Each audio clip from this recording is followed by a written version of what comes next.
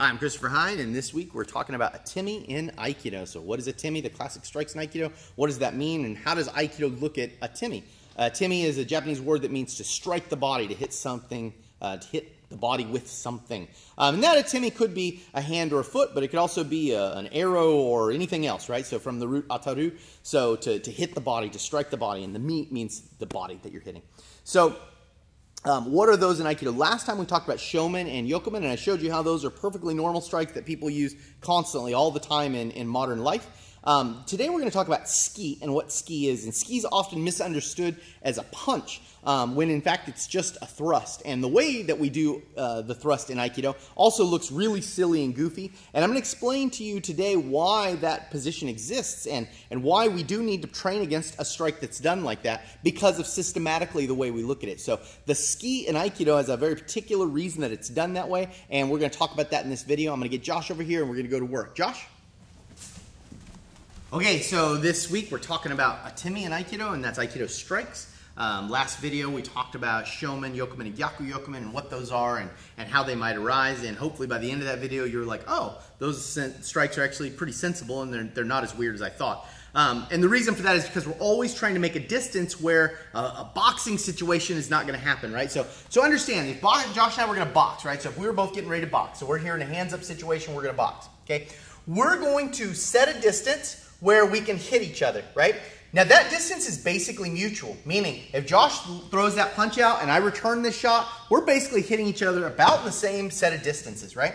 So that means I can't really get too far away from him if I want to hit him back. So if what I think I'm doing to Josh is trying to hit him back, then I can never get that far out of distance, right? So the strikes in Aikido don't come from these boxing ideas, because if I straight up square up on Josh and I'm going to box with Josh, Josh's immediate idea is to do that. Okay, now once he does that, I can't box him from here, right? I can't box him.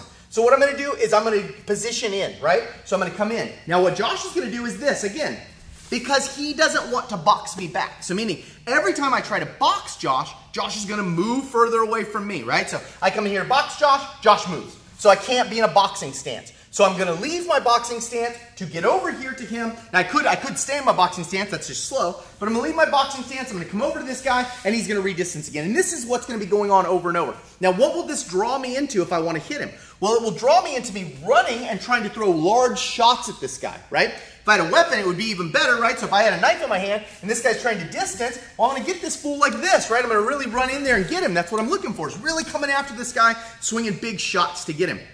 So we don't have boxing distance strikes because we're not going to box him back. So because I don't want to box this guy and I'm going to take a step every time, then we're not in a boxing range, which means we're always going to be pulled out of that boxing range for extended strikes. Now this leads us to why ski in Aikido looks the way it looks. So in Aikido we have ski, and people often think that's a punch, or it means punch or something, right? Ski simply means thrust. So let's have Josh show you what a ski looks like. So if Josh is here and he throws a ski, looks like this. Bang, that's a ski. Right now it looks goofy, right? If you've studied any boxing arts, you're like, oh, jeez, why would anyone ever throw a punch like that? It's slow and it's big and it's going to take all day to get there. It's no good, right? So let me see that. So Josh, just stand square for me.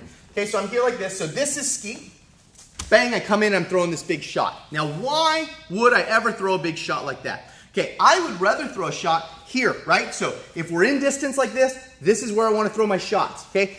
However, every time I set to that distance, Josh is going to move out of the distance, right? So I came in more, Josh would move out more. We don't have enough camera space to do that right now, but that's what would be happening, right? So he's moving out. So it's going to draw me into taking big shots in at this guy. Now, if I had a knife, what would that situation be like, right? So let's say I'm trying to get Josh with this knife, right? So I'm trying to get him. Now, he's trying to distance, but let's say I'm faster than him. He's going to use his hands to suppress, right? So like this. So he's going to get some kind of suppression up. And then he's going to try to move to better position. So he's going to move in here, moves hitomi or irimi. So that's what he's trying to do. Now, I won't like it when he does that. So I'll have an action.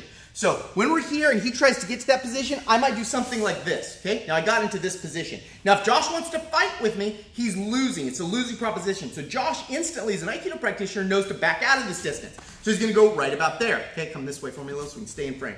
All right, so here, he's right here. Now, what am I gonna do in a rash decision to attack him? I'm gonna go like this, whoom, like this. So understand, we're here and he's got me suppressed and I decide to defend my weapon like this and he distanced. I'm going to come out far to get him. So I'm going to reach far to get him. Now that's a dangerous shot for him. If he's not ready for it, not ready to defend against that kind of strike, he might very well get caught. So that's the way he's going to deal with it. Now people say, oh, well, if someone's attacking with a knife, they're using short strikes, right? Let me show you what I mean. So we're in distance. What should I be doing? I should be doing this. This is how I should be working that knife. I should be working in close to this guy and really trying to work my knife. Josh is always trying to get distance. He's always trying to pull further and further and further away. If we're in close, he's going to try to suppress and get position. So that's always the game Josh is playing. So a very real threat he might be facing is he jumps out of distance and I lunge in to get him. So he's training himself to deal with me lunging in at him. So that's why ski looks the way it looks. Now that's not to say it's going to be easy to do this stuff. That's what the training's for. The training in Aikido is to teach yourself to position. But you shouldn't be worrying about spending a lot of time learning to box with someone. That's another system. If you want to learn to box, go to a boxing gym, and that's great. Like, I recommend that. I learned to box. Boxing is a really fantastic thing. There's lots of great ways to study boxing. But when you're looking at Aikido, you're looking at how to make distance. And because you're looking at how to make distance, you're going to be seeing a different set of strikes than you would in a boxing gym. So when looking at the Aikido strikes, you have to understand the idea of the distancing and how that plays into what we're doing. I'm Christopher Hein. Thanks for watching.